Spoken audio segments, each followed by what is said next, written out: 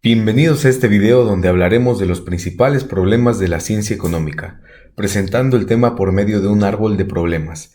El problema central está escrito así a propósito, considerando que con decir que la economía es una ciencia social que no sirve a la sociedad, me refiero particularmente al esfuerzo teórico y científico por mantener al sistema capitalista.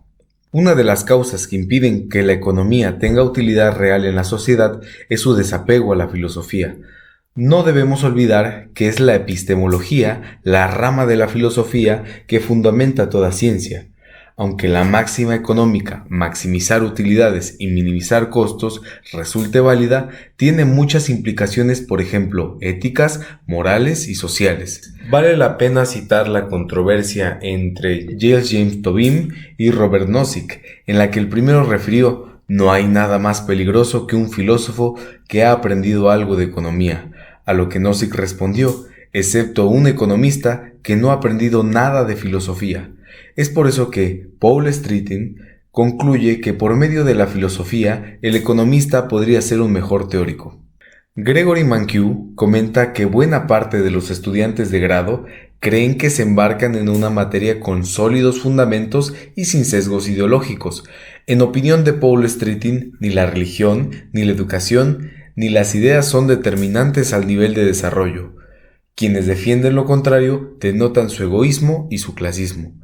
Los marginalistas a fines del siglo XIX querían que la economía fuera una suerte de física social y elevar el estatus de los economistas. Sin embargo, sabemos que la economía es una ciencia con poco margen de experimentación. Los efectos que se generan por lo anterior son que el clasismo de algunos economistas los lleva a errar proyectos de desarrollo y además no dialoguen con otras ciencias sociales por considerarlas inferiores debido a su excesivo uso de las matemáticas, lo que nos lleva a la siguiente causa. El uso de las matemáticas en economía generalmente se da por medio de supuestos, que muchas veces alejan el estudio de la realidad.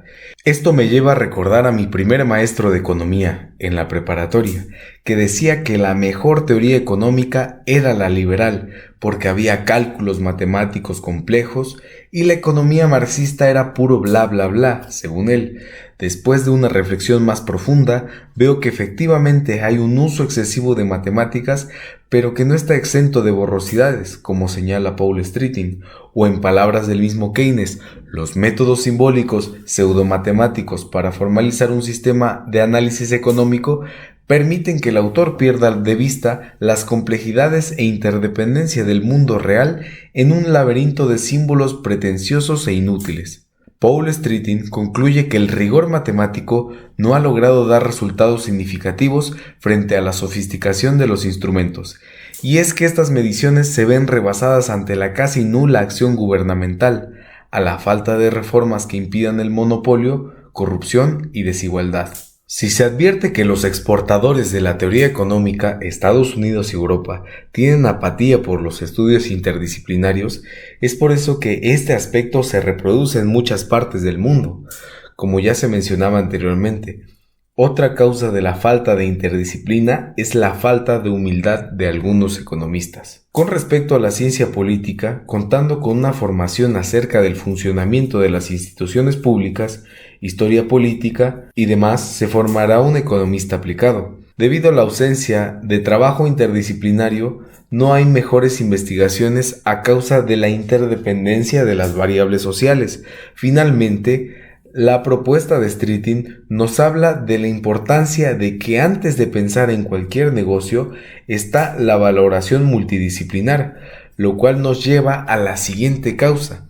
De acuerdo con el libro Principios de Economía, el enfoque positivo se alinea con una perspectiva científica y el enfoque normativo con el de un consejero económico en la política. Thomas Schelling, refiriendo a la labor de la economía política, nos dice: deberíamos complementar la economía política positiva con una rama normativa.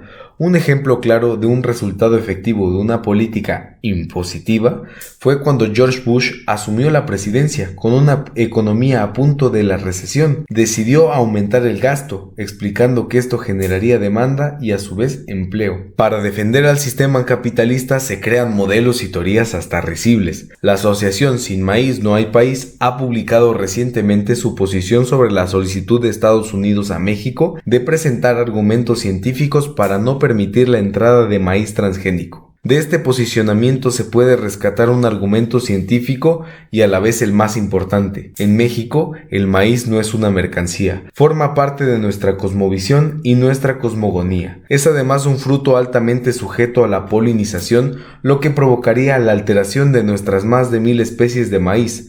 Por lo tanto, la decisión de eliminar las restricciones a los transgénicos atenta contra la autonomía y autodeterminación de nuestros pueblos, prueba de por qué es valiosa la perspectiva normativa. Es común ver modelos económicos a modo de complejas ecuaciones, sin embargo, muchos de estos parten de supuestos que presuntamente abrevian la realidad para luego abordarla ampliamente. Existen un sinfín de modelos, aquí mencionamos 3. El caso del modelo de Higgs nos hace concluir que los análisis de los modelos se acercan a la realidad, pero casi nunca la pueden palpar, como bien señala Mankiw. A pesar de que la teoría general era casi incuestionable, su lógica era incompleta. Para Milton Friedman, no es importante que los supuestos sean verdaderos, porque la predicción no es la única función de la teoría, sino también explicar y hasta prescribir. Por lo tanto, cito textual, fue una de las bases en las que se podían apoyar los economistas matemáticos sin probar la correspondencia de símbolos con entidades reales. Es por eso que economistas como Kennedy y Boulding afirman que la economía moderna es la mecánica celeste de un mundo inexistente, o Mankiw, que sugiere que la economía es una ciencia carente de sólidos fundamentos. Aunque el término macroeconomía se emplea desde hace mucho, es durante la Gran Depresión que logra el significado que hoy conocemos. Las posturas que estudian la macroeconomía bajo el sistema capitalista resultan ser un largo derrotero que ha abonado a los problemas de la economía. Los keynesianos tienen el mérito de haber inaugurado esta disciplina, ofreció soluciones para resolver la Gran Depresión y por esta razón Mankiw los ve como ingenieros, además de ser creadores de un sinfín de modelos que luego serían cuestionados por los nuevos clásicos. Esta nueva corriente encabezada por Milton Friedman, de quien ya hemos hablado, defiende esencialmente que las políticas monetarias no son buenas, sino dañinas, y defiende ideas clásicas como la mano invisible del mercado, es decir, que éste se regula solo. Los nuevos clásicos pusieron en duda la curva de Phillips, debido a que arrojaba diferentes resultados a corto y a largo plazo. Por el contrario, apoyaron a desarrollar las expectativas racionales y las metas de inflación que se siguen usando en algunos bancos centrales. Luego llegó Lucas con su teoría del ciclo económico, basado en supuestos como las expectativas racionales. En su opinión, las políticas de precios solo servían para desviar la precisión de las predicciones o expectativas. Sin embargo, recientemente han ido cediendo en algunos aspectos, como el supuesto de los precios flexibles a la baja y que el ciclo económico también está determinado por fuerzas monetarias y no solo reales.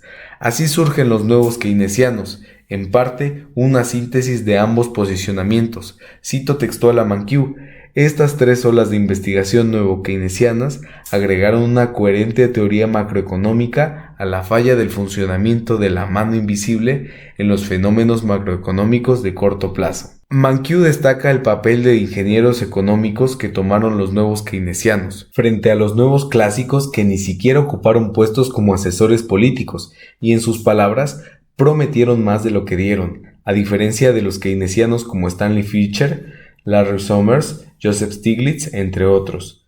Esta nueva síntesis entre keynesianos y nuevos clásicos suprime la idea de que los mercados siempre están equilibrados, y aunque con esto se anuncie la derrota de los nuevos clásicos, sus estudios funcionan para analizar los nuevos modelos de Sticky Prices. Al mismo tiempo, los keynesianos siguieron de un método complicado y de difícil aplicación.